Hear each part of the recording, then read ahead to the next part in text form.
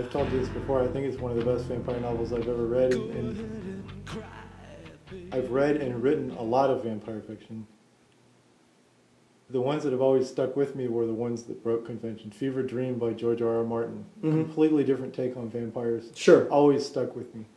This one stuck with me. Richard Matheson's They Thirst. Exactly. McCammon. McCann, sorry. But yeah. I've had a 12-hour drive from Atlanta. That one's always bugged me. People compare that one to your novel, and I always go with you guys. And the reason I go with you guys is because I believe McCammon wrote himself into a... It seems to me like he wrote himself into a hole at the end of the novel, so he says, well, hell, drop California in the ocean. Yeah, fuck it, I'll just drop the whole California. It just happens to happen right now. This is the time when the big one comes. I mean, one of the other things that's interesting about the end is that, I mean, we really wanted it, and it was one of the things with in my own analysis, the entire body of work of Skip and Spector, the whole idea was to take an unreal situation and inject a level of hyper-reality into it. As if this was really, if this was really happening, it would be like this. And a lot of people, splatterpunk became like a name and a buzzword, and we were, for a while we were the happy little satanic masketeers. I mean, it was a great way to get press, and it was fun, and then it became not fun. And but a lot of it missed the point. I mean, there's a dictionary out that I saw years back that was a 21st century lexicon of new terms that have entered the English language.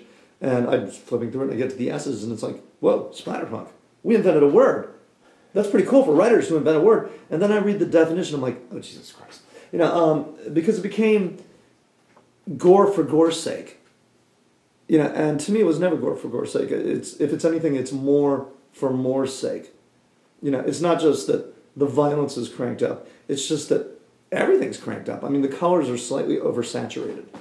The feelings are oversaturated. Not just, the scares and the blood and the gore. It's like every emotion going on is just kind of, it's like Spinal Tap. It's like ours go to 11. Yeah. And that was part of the fun of it. But if I looked at the entire body of Skip and Spector's work, it's taken unreal, supernatural, magical, metaphysical scenario and make it hyper-real. And that's what we really tried to do. And in The Light at the End, we got... I know I got so just drawn into that especially like the chase at the end when they're finally going to hunt Rudy down and try to kill him. You can literally walk it in real time in the village. I mean, if you wanted to take the book and go from point A to point B to point C, not only, were those places, are they there or were they there at the time, but the time it takes to get to those places, either on foot or on skates or in a van, or a vehicle, was clocked out. And the subway timetables were clocked out. So that you could literally, because I wanted to make myself feel like this is happening.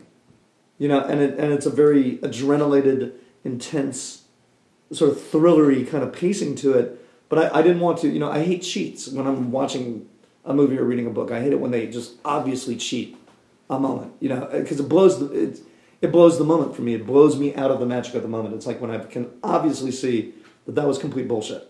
Now the magic is the magic of the moment is suspended for me. And when I watch something, when I read something, I want that as a reader or a viewer. And when I'm creating something, I want to create that. I want to create that moment where, and we've all had the experience, and it's such a great experience. Like when you get so sucked into a story that literally you forget you're reading, and the edges of the page disappear. Or when you're watching a movie and you just get so drawn in that the edges of the screen disappear, and you're just in it. And that's very much what I was trying to do with The Light at the End, is just bring it really to life and do it in this really just fun way. And at the time, I mean, it was shocking. It was unprecedented. Look, when we sold The Light at the End in 1985, I mean, the idea of a vampire in a black leather jacket was unheard of. In 2010, I think the idea of a vampire not in a black leather jacket is unheard of. It's just become so... it's become, you know, de rigueur. But at the time, nobody really ever done that before, and combined like fiction with movies, with rock and roll, with, you know, just what I came to term the cultural mulch of the period. And, you know, I think a lot of things that, you know, it is a period piece now. Like in the eBook edition, you know, it does say New York City, 1985. You know, because it's like a lot of things of it's a generation later. You know, there's an entire generation of people now who I hope will, you know, discover this book. But I mean, who the internet has always existed. Cell phones have always existed. Yeah, it's like, no, they have. You know, there was a time not so long ago where we didn't have any of this stuff.